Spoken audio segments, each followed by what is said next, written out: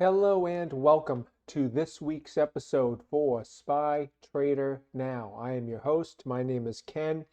Our model portfolio is up 0.45% year to date, but our goal here is to beat the returns of the S&P 500 buy and hold investor.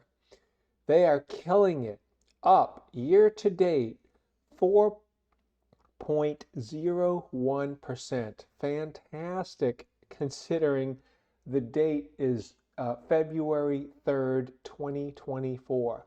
We have a green market color strength signal, and I'll show you that later on in the presentation. Our portfolio currently is invested in $97,550 in symbol SPY. We currently have an option rolling out there for about $1,000, and we have $1,900 in cash. So this is where we currently stand. Here are some past returns for the model portfolio. Last week, the S&P 500 gained 1.42%. We did make a trade last week, but the trade that I ended up making was this trade.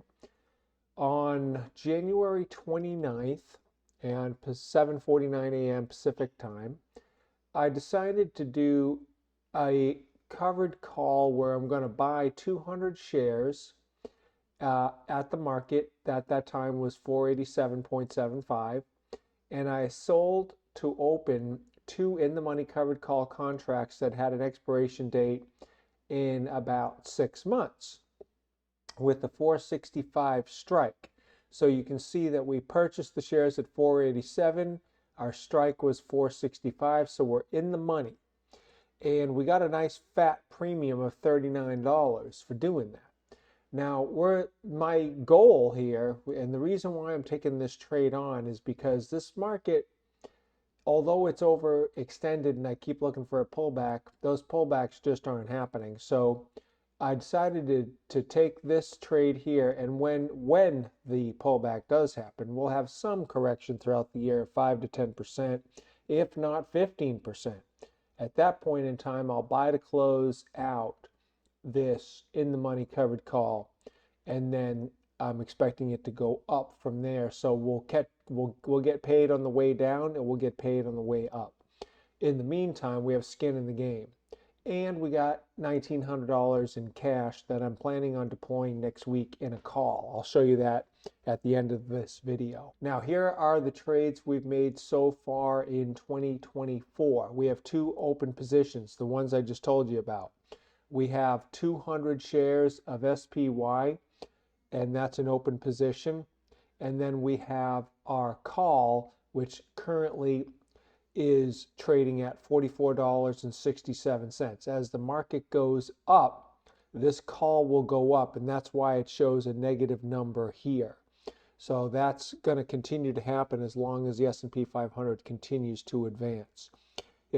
When the S&P 500 decides to decline, this negative number will turn positive, putting more money into our pocket. Here's our equity curve for the model portfolio year to date for 2024. And here's the equity curve of the buy and hold investor. And here are the two equity curves combined. You can see over the past 1, 2, 3, 4 weeks, being a buy and hold investor has been where you want to be, because it is just killing it. Now, here's the Fed Chair Jerome Powell. Now, we know that on January 31st, the announcement was to skip any rate advancement or cuts. Now, we're going to take the word rate hikes out of the equation, because the Fed is only going to do two things now. They're either going to skip or cut. The expectation of the Fed actually doing a rate hike in 2024 is not happening. At least I don't think that's happening. That would be a shock to me and a shock to the market. The market wants rate cuts, but it'll take whatever it can get. And as we get closer to November, the Fed has to back off for political reasons. So we'll keep an eye on this. The Fed has already announced that he's going to make 3 rate cuts in 2024. Surprisingly enough, he made that announcement in 2023. So let's see if that actually happens. The data right now is still showing a strong market. All right, now we're looking at things from a presidential election cycle theory. Depending upon the year of the election, you have historical rates of return for the S&P 500 and for the NASDAQ 100. President Biden is in the 4th year of his term. Historically, the S&P averages 6.7% in the 4th year of the presidential election cycle.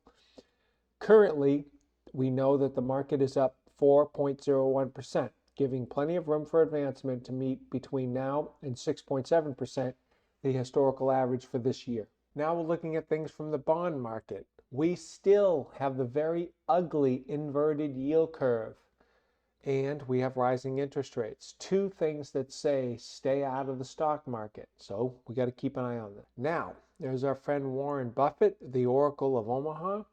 We are currently, according to CNN Business, on the Fear and Greed Index, in greed at 67. Last week, 73.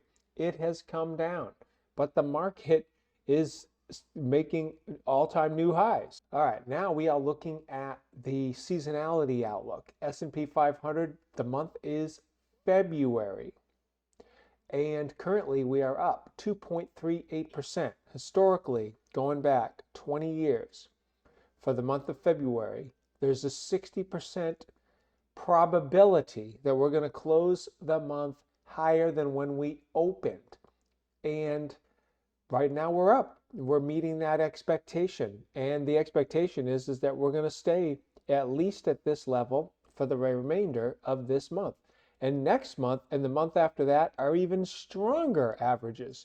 Then we start to decline as we go into summer. Now, we're looking at a 20-year monthly chart, S&P 500, strong bull market, and we're still in it.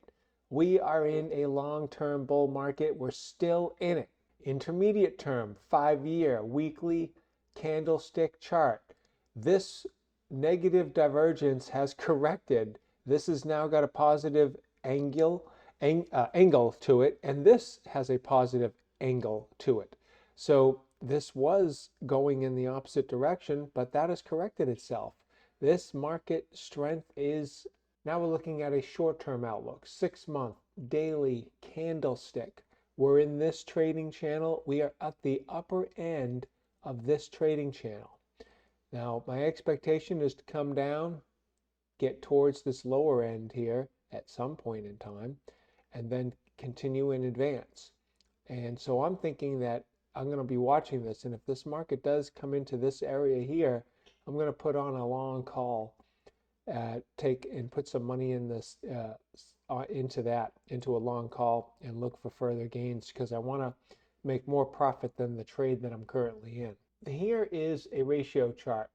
The NASDAQ 100 against the S&P 500, and now you can see the NASDAQ is starting to outperform, which is a bullish sign not only for the NASDAQ, but bullish for the market in general. Now we're looking at another ratio chart, equally weighted S&P 500 against the normally weighted S&P 500. The ratio chart has topped and is coming down, and generally speaking, that is more bearish than bullish as opposed to going up. But it's still not the end of the world, because you can still have market advances even with a declining MACD on the ratio chart.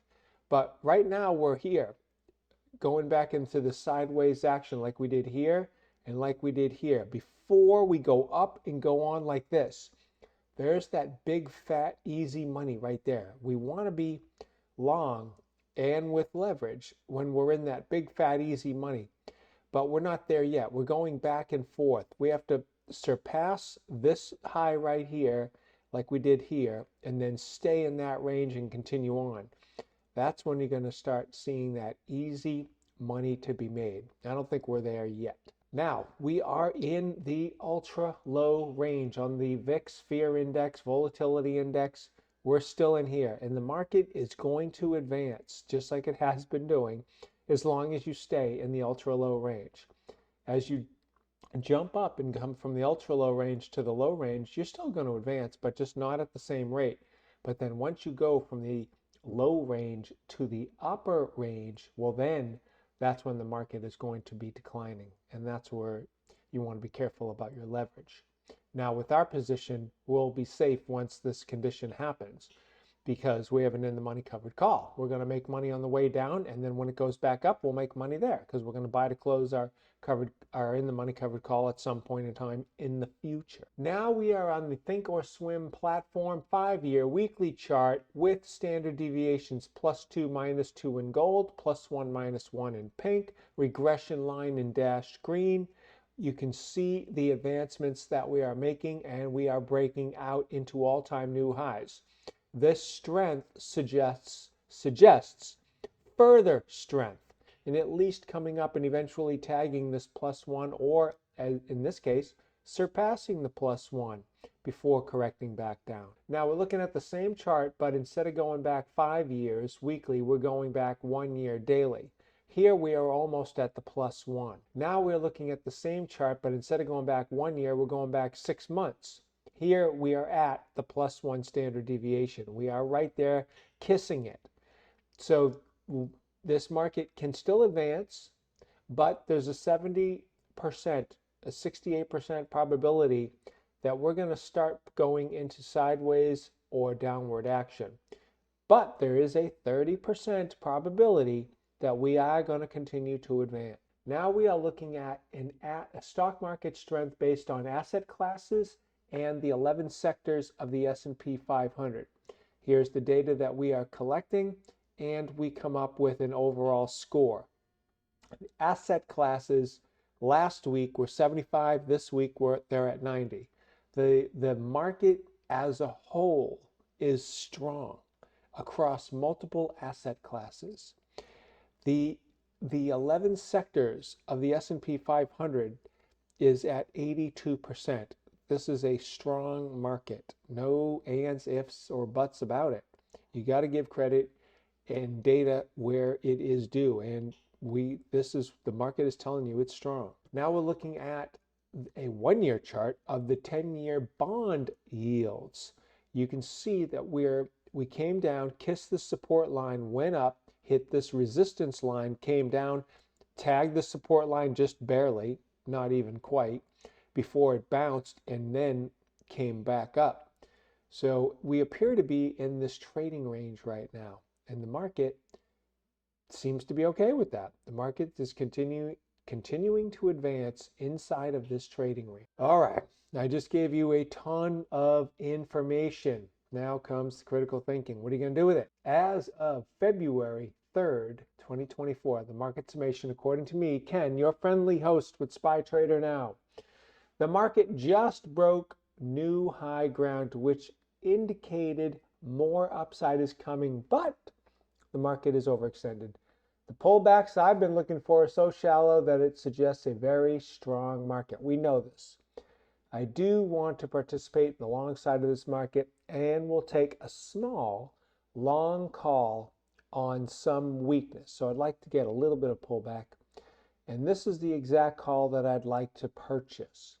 I would like to go out with the duration of approximately 1 year, and the strike price I'd like to hit is 545. And the option that I want to purchase right now costs $16.31. So it's $1,600. I have $1,900 in cash. So I have the cash to make this transaction.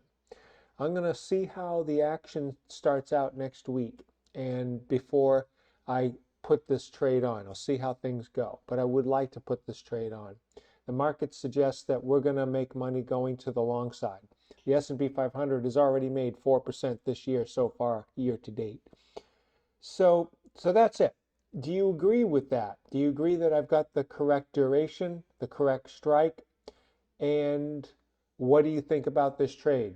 If you don't like it, do you have a better recommendation of what you would like to purchase to be better long this market? Do you think I should close out my in the money covered call, take that off the table and just get the profits on my 200 shares? That's an option too that is available that I could take advantage of. But I'm thinking I'm just going to leave that on. We know there's going to be a correction at some point during the year. And it could even be a hefty one. You still got the nasty inverted yield curve. So that's where I stand. I hope you've got some valuable information out of this video. If you have not done so already, hit that subscribe button, ring that bell, smash that like button down to be notified when I post a new video. I thank you and I wish you good trading.